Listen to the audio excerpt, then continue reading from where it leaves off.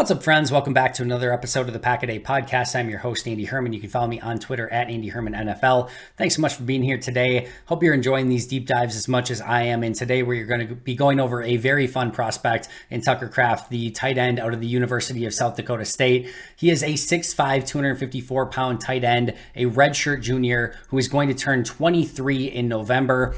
As far as his background goes, he was a high school basketball player, averaged 14 points, 8 rebounds, and 2 steals in high school. Also was a running back in high school, which you can tell on his tight end tape. You can tell that he has some run after the catch background, and that came from his running back time at high school. He, had a ton of yards, ton of touchdowns, and was really the focal point of their offense in high school, and that carried over incredibly well to his time in college. And then, as many of you have heard already, as he developed and he became better at South Dakota State, he actually received some big money offers to go play for high-end schools, including Nick Saban and the University of Alabama this past season. He decided to turn that down, stay at South Dakota State, ultimately won a national championship this past year, knowing he would probably still have a chance to go in the NFL draft, but that's just kind of the player that he is. He stayed loyal to his program. It paid off for him, and now he's a member of the Green Bay Packers. As far as statistically, in his career, he had 99 catches for 1,218 yards, a 12.3 yard average with 9 touchdowns and 12 drops. In 2021, he had his best season with 65 catches for 780 yards, a 12-yard average, and 6 touchdowns. Athletically, a 9.68 relative athletic score, so 96th percentile athlete at all time at the tight end position, basically. Tested 70th percentile or better in every single testing metric, save technically for weight, where he was at 69.6%. You still get the point. He tested out athletically no matter where he tested. Short shuttle, 3-cone, 40-yard, 10-yard split, broad jump, the whole 9 yards. Again, he tested amazing at just about everything. And his absolute best test was the broad jump, where he tested in the 91st percentile. As far as athletic comps go, per RAS and their formula, his top comps at tight end: Travis Kelce, Dallas Goedert, and then Dalton Keene, who's now on the Eagles, and Drew Sample, who's on the Bengals. But the first two, Travis Kelce and Dallas Goedert. Per Mock Draftable and their formulas, his most likely athletic comps, or his most, comparative athletic comps: Dalton Keene, same thing, tight end for the Eagles; Luke Musgrave, the tight end now for the Packers; Todd Heap, which is a great tight end; and Daniel Bellinger from the New York Giants. And, oh, by the way, Gronk. Unfortunately, it's not that Gronk. It's Dan Gronkowski, his brother, but that was the athletic comp there as well. So Dalton Keene, Luke Musgrave, Todd Heap, Daniel Bellinger, and Daniel Gronkowski on Mock Draftable. Travis Kelce, Dallas Goedert, Dalton Keene, and Drew Sample on the RAS score side of things. So those were some of his athletic comps. From a PFF side of things, in 2020, a 63.8 grade, in 2021, an 85.0 grade, and in 2022, a 79.0 grade. All right, let's jump right into the positives and negatives and the full scouting report. Again, this is from my observations on tape and what I saw from him. So the first thing, the biggest positive, is that he has legit run after catch ability. And if you listen to the Luke Musgrave one, what I mentioned with Musgrave is he has speed after the catch. He has juice after the catch, but he's not a contact balance guy. He doesn't run through tackles. He can't juke anyone out. He is just get the ball and run as fast as he can, which is still nice to have. It is finally nice that Green Bay has that speed with the run after the catch. They haven't had that in a while. But with Tucker Kraft, he has legit run after the catch ability. He is surprisingly elusive. When you watch him, he's got a little bit of a bigger frame. Like if you watch Musgrave, like he's the taller, skinnier tight end that can get up the seam. Like Tucker Kraft looks like your big, true, traditional tight end. Todd Heap is actually, in my opinion, a great comp there. He's got a little bit more of that size, a little bit more of the rumbling run after the catch type, but he is surprisingly elusive. He will make a first guy miss from time to time, almost get sort of like skinny, and he'll dip his hips and kind of get to the side and again make somebody miss. So that elusiveness was very surprising as I watched him on tape. But more importantly, he can also run through your face. And there are multiple plays on tape where he is breaking through tackles, like 2 guys converging on him at once, and he still breaks through and is able to pick up yards after the catch. Like there are some really fun plays where guys are trying to take him down and just can't get him down. He has that ability to not only elude from time to time, but more importantly, break some of those really important tackles as well. And I think the cool thing about his run after the catch ability is, yes, you will see some of those broken tackles and he breaks tackles with power, but he also does so with really great balance. Like he stays, I don't know how he, I wouldn't necessarily say it's like a low center of gravity, but he's got a really good center of gravity and he's just constantly on balance. And you just kind of see like players bounce off of him. That's exactly what you want to see out of your big tight end. And as I sort of alluded to, he's got a really great tight end build. This is more of your traditional tight end build. It's not the small, skinny tight end or anything like that. He looks built like a tight end. If you were to look at him in a lineup, you would be like, that guy was born to play the tight end position in the NFL. Like that is the type of build that he has. And then he adds on top of that all of those athletic traits, right? So he's got speed, he's got power, he's got athleticism, he's got, some change of direction, but he showed the athletic scores on the testing side of things, the explosive jumping, the broad jump, the vertical jump. He has great size, all of it. So great tight end build combined with great athleticism as well. I think the other thing that's really nice on tape is that he's got some real nice versatility. You saw him lined up as a H-back. You saw him lined up as a Y tight end. You saw him lined up as a move tight end. You saw him put in a variety of different situations. They used him in a variety of different ways. They used him as a blocker. They used him as a lead blocker. They used him as a, seam tight end, as a true, traditional tight end, kind of as a bigger wide receiver at times. They used him on tight end screens. They used him on some tight end sweeps and end arounds. They even used him in the Travis Kelce quarterback sneak where he motions under center and does the QB sneak, but he's a tight end. Like he even did some of that. So they used him in a variety of different ways, and you love that he has some of that versatility in his background. He showed that he can make a ton of different catches, especially outside his frame. So he's got great body control as a wide receiver or as a receiver. He's also got great body control after the catch, like that balance, that low center of gravity. Like he just constantly stays in control, and you love to see that. We've talked about players that are constantly on the ground. That is not Tucker Kraft. He stays up. He has that great center of gravity, and he is able to stay through contact, both as a receiver and after the catch. He showed a variety of catches, as I mentioned, outside his frame. So he is plucking balls behind him. He's plucking balls up in the air. He is plucking balls from every single way that you could possibly imagine. So that is a awesome thing to see, is that he can catch the ball. He's got soft hands. He does have some drops, which we'll get to more in just a moment, but you can see him catch the ball in a variety of different ways.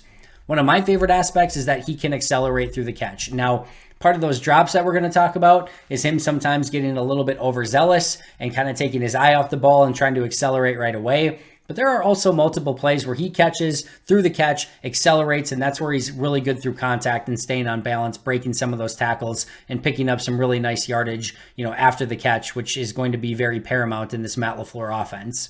He has the ability to stretch the seam and has those natural hands. So there are multiple plays on tape where he gets up the seam, a couple wheel routes that they hit him on. And when we talk about those tight ends that can stretch the field, there's a ton of value in that. So we already know Luke Musgrave has that ability. Now you've got Tucker Kraft to do it. If you've got two tight ends that can get up the seam like that, that is going to give Matt LaFleur a ton of options as he's trying to throw up some pass plays. And like I said already with Luke Musgrave, I can promise you Matt LaFleur has been doodling in all of his meetings and figuring out ways that he can use these athletic tight ends at his disposal. I thought a couple things over this past season.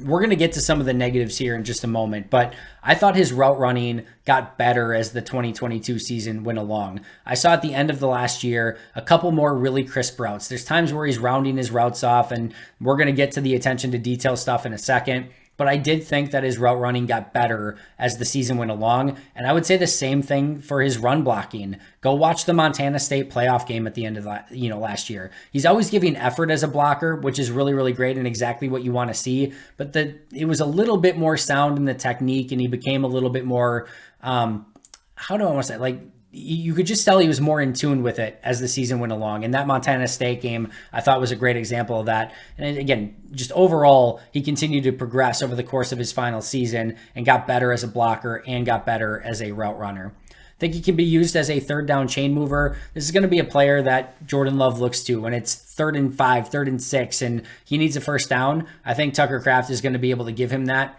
He's got that great body, soft hands. He made some contested catches, needs to get better at that. But overall, I think he's going to be somebody that moves the chains. And last but not least, from a positive standpoint, this is somebody who had a pretty significant ankle injury, came back from it earlier than what was expected, and helped his team ultimately win a national championship this past season. So that is the type of toughness and just player that he is. He was trying to get back. Remember, if he doesn't come back for last season, I don't know, maybe he goes from, the early third to the mid or late third. Maybe he gets into the fourth, but he was going to be a draftable guy no matter what. He didn't have to come back and play those games. He worked his butt off to get back, play in those games, and again, help his team ultimately win a national championship. Now, on the negative side of things, there is a lot to work on, in my opinion, for Tucker Kraft. The weird thing for me is he has a little bit of a slow get off the line of scrimmage. And why it's weird is it almost seems like it's like slightly intentional. Like he's like giving like a half second to like let everything else develop, and then like he's going to do his thing. And maybe it's not, more likely than not, it's not intentional. But like there's this like weird like, I don't even know, maybe a quarter second delay where everyone else goes and he's just kind of like still there and then takes off. I don't know. It's a really weird thing, but there's just this slight like quarter of a second tick where just like everyone else is up off the line and he's kind of still down. So there's a little bit of a weird get off, a slight delay off the line of scrimmage. And that first step, that explosiveness, like how quickly you get off the line, that's really, really important in the NFL. So hopefully he can clean that up a little bit. I did see some mental mistakes. Now, to be fair, he only had 11 penalties in his entire career, but on the tape that I watched, he had a bad holding penalty at one point, had a bad false start, but more importantly, this is where the drops come in. He had 12 drops in his career, and it is not due to his hands. He has great hands. He's got a great catch radius, has nothing to do with that. This is purely concentration and mental mistakes. So you just want to see him clean some of that stuff up. The penalties weren't atrocious, but he can get better in that regard. 12 drops. Like, I just want to see some of that stuff cleaned up. And I do think he will, as maybe the game slows down from just a little bit more. But right now, everything's just a little bit too fast, and you just want to see him start eliminating some of those mental mistakes. Another thing is he's only had 48 pass pro snaps in his entire career in college. So he was not asked to pass protect very much. That's something that I'm sure is going to increase as he becomes a main tight end, probably in this Matt LaFleur offense. And one of the pass protection reps that I did see was in 2021 against Colorado State, and it was an absolute nightmare. So he is going to have to work on that pass protection, mostly because he just wasn't asked to do it. But also when he was, there was a lot of mistakes that were made in a couple of those situations. I will say as well, while he is an effort blocker, he needs to do a much better job of staying engaged on those blocks. And just as a whole, his blocking was extremely sloppy and not technically sound at all.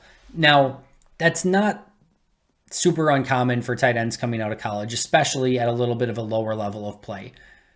But that just means that the learning curve might be that much steeper for Tucker Kraft. And if we're just expecting that he's going to come in and be that wide tight end and be the starter there, there's probably going to be some significant hiccups along the way when it comes to blocking. Now, I love the fact that he was an effort blocker. I love that he seemed to care about it.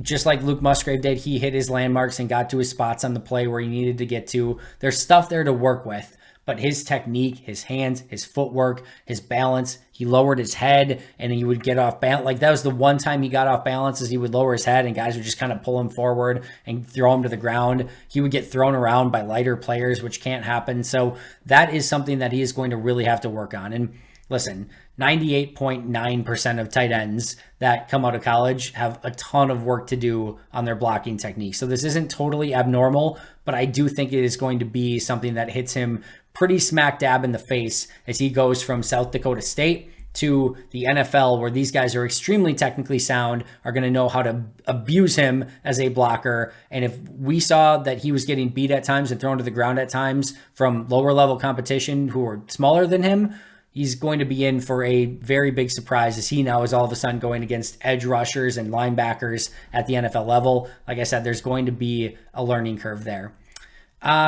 I think the lower level of play is also worth noting here. And a couple things. This is not like a C athlete who looks like an A athlete because he's playing at South Dakota State. We know from a testing standpoint that this is one of the most athletically gifted tight ends in the history of football.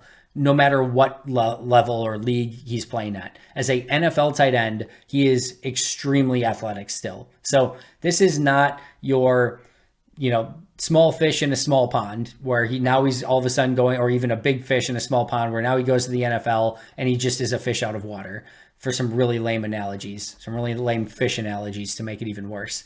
But I do think there is going to be, even though he has all that athleticism, and even though we know that this is a little bit of a projection as he makes the step to the NFL, as it is for most rookies, I do think that what happened a lot of times in college and playing at South Dakota State is he is so big and so fast and so physical and so athletically gifted that he didn't have to learn the finer points of the game. He could go and block the guy ahead of him just with effort and just by pure natural talent. He could separate from guys at that level just by pure natural talent. He didn't have to learn how to be deceptive as a route runner. He didn't know how to manipulate defenders with his eyes and with a head bob and those sort of things. He didn't have to learn how to get his hands inside and how to jar a defender back. And like I said, the real technical aspects of the game. He didn't have to do any of that because he was just better. Like, he was so talented and so gifted that just by giving the effort, which is great, you want to see that effort, you want to see the talent, you want to see the athleticism. Those are all positive things. But in a way, because he was playing at a little bit of a lower level with all of those gifts, he just didn't have to learn the nuances of the position quite as much. And that's why I think there is going to be a fairly steep learning curve as he gets to the NFL. In addition, he also fought some ankle and knee injuries throughout his career, so that'll be something to kind of keep an eye on. Did have a couple different injuries there that made him miss some time throughout the course of his career. I did want to see him be a little bit more, we talked about him being really explosive in the jumping phase. I didn't see him really have some of those. Like, in fact, I saw Jaden Reed have more jump ball opportunities and more like air and like impressive jump ball catches than I saw out of Tucker Kraft, who's, 6'5" and has this great athleticism. I want to see him be able to be used a little bit more in those situations. Just because it didn't show up on tape doesn't mean he can't do it, but I want to see him go up and get balls with a little bit more veracity and intensity as he does get some of those opportunities. And then as well, there's not a ton of deception there as a route runner. So we kind of talked about that, the route running skills, and just him needing to be a little bit more of attention to detail, more nuanced at the position. There's no real deception. You can, like, NFL defenders are going to be able to tell what he's trying to do, and now he's not going to be able to win quite as much with just that pure raw athleticism.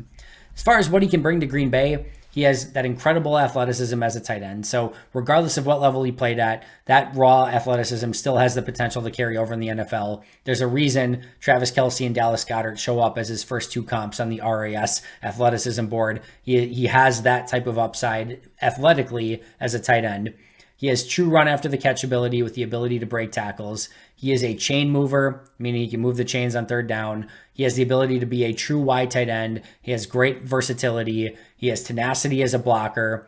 And he has every opportunity this season to become tight end number one. That said, I do think this player is a little bit of a project, and I do think it's going to take some time. And I would highly recommend being a little bit patient as Tucker Kraft makes that transition to an NFL tight end.